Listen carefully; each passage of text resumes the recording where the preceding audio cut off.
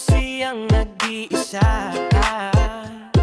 Para bang meron siyang iniisip, kaya naman ako sa kanya ay lumapit. Miss, ano ba ang iyong ginagawa? Bakit ba para bang kanina ka patulala? Nang sagutin niya ako bigla, iniwanan na daw siya ng kayang jowa. Kaya naman agad ko siyang sinamahan, problema niya ay aking dinadamayan.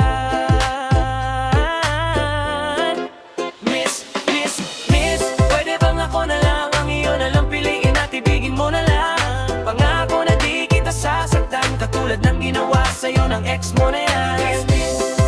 Ako na lang, oh, please, ako na lang.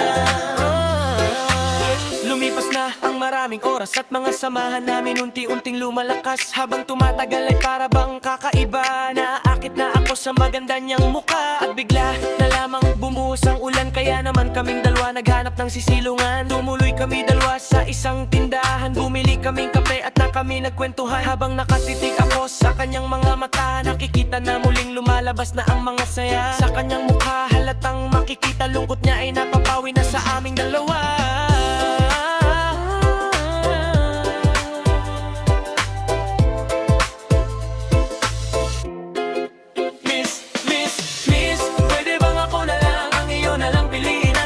Mo na lang, pangako na di kita sasaktan, katulad ng ginawa sa'yo ng ex mo na yan. Miss, ako na lang, oh, miss, ako na lang, oh.